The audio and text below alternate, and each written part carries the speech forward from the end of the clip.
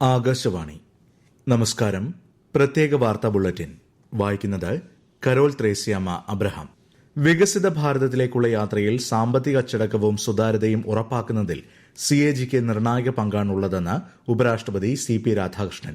ന്യൂഡൽഹിയിൽ ഓഡിറ്റ് ദിനാഘോഷങ്ങളെ അഭിസംബോധന ചെയ്യുകയായിരുന്നു അദ്ദേഹം.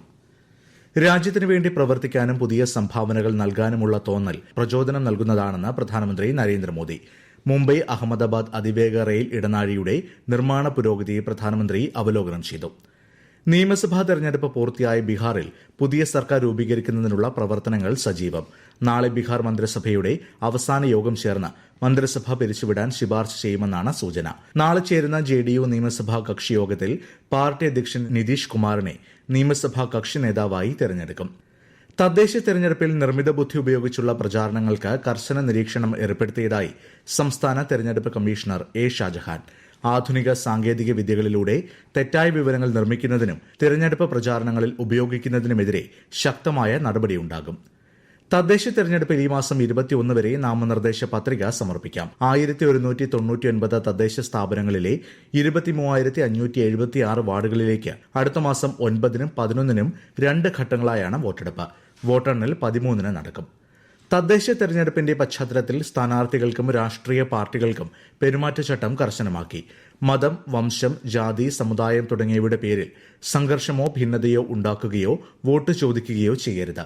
വിദ്യാഭ്യാസ സ്ഥാപനങ്ങളുടെ മൈതാനം രാഷ്ട്രീയ പ്രചാരണങ്ങൾക്കോ റാലികൾക്കോ ഉപയോഗിക്കരുത്. പൊതുയോഗങ്ങളുടെ സ്ഥലവും സമയവും മുൻകൂട്ടി പോലീസിനെ അറിയിക്കണം. ഹരിയാനയിലെ ഫരീദാബാദിൽ നാളെ നടക്കുന്ന വടക്കൻ മേഖലാ കൌൺസിൽ യോഗത്തിൽ കേന്ദ്ര ആഭ്യന്തരമന്ത്രി അമിത്ഷാ അധ്യക്ഷനാകും. പഞ്ചാബ്, ഹരിയാന, ഹിമാചൽ പ്രദേശ് മുഖ്യമന്ത്രിമാർ, ഡൽഹി, ജമ്മുകശ്മീർ, ലഡാക്ക് എന്നിവിടങ്ങളിലെ ലഫ്റ്റനന്റ് ഗവർണർമാർ, ചണ്ഡീഗഡ് അഡ്മിനിസ്ട്രേറ്റർ തുടങ്ങിയവർ യോഗത്തിൽ പങ്കെടുക്കും.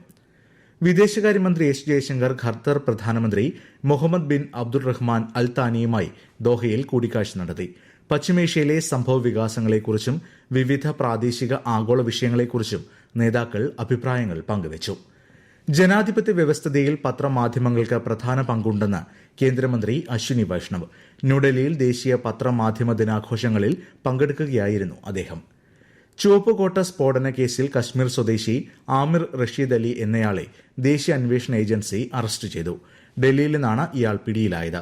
ഗൂഢാലോചനയിൽ ആമിർ റഷീദ് അലി പങ്കാളിയായിരുന്നെന്നും സ്ഫോടനത്തിന് ഉപയോഗിച്ച വാഹനം ഇയാളുടെ പേരിലാണ് രജിസ്റ്റർ ചെയ്തിരുന്നതെന്നും NIA അറിയിച്ചു. നാളെ ലോക ഗർഭാശയ ഗള ക്യാൻസർ നിർമ്മാർജ്ജന ദിനം.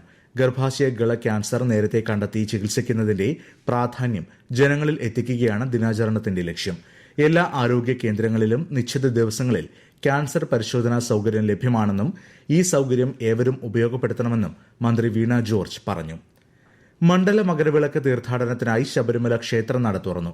മണ്ഡലകാല തീർത്ഥാടനത്തോട് അനുബന്ധിച്ച് Thiruvithamkoor Devaswom board president K. Jayakumar ഉൾപ്പെടെയുള്ളവർ സന്നിധാനത്തുണ്ട്. അടുത്ത മാസം 27-ന് മണ്ഡലകാലം സമാപിക്കും. പാലക്കാട് കൽപ്പാത്തി രഥോത്സവത്തിന് സമാപനം കുറിച്ച് ദേവരഥ സംഗമം നടന്നു. 3 ദിവസങ്ങളിലായി പ്രയാണത്തിലുള്ള ഗ്രാമക്ഷേത്രങ്ങളിലെ തേരുകളുടെ സംഗമത്തിന് സാക്ഷ്യം വഹിക്കാൻ ആയിരങ്ങളാണ് തേരുമുട്ടിയിൽ എത്തിയത്.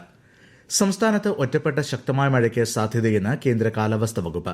കോട്ടയം, ഇടുക്കി ജില്ലകളിൽ ഇന്നും, തിരുവനന്തപുരം, കൊല്ലം, പത്തനംതിട്ട, ആലപ്പുഴ, കോട്ടയം, ഇടുക്കി ജില്ലകളിൽ നാളെയും മഞ്ഞ ജാഗ്രതാ നിർദ്ദേശം നൽകിയിട്ടുണ്ട്. കണ്ണൂർ പയ്യന്നൂരിനടുത്ത് ഏറ്റുകുടുക്കയിൽ സ്കൂൾ ജീവനക്കാരനെ മരിച്ച നിലയിൽ കണ്ടെത്തി. രാമന്തളി കുന്നൂരു UP സ്കൂൾ ജീവനക്കാരൻ അനീഷ് ജോർജാണ് മരിച്ചത്.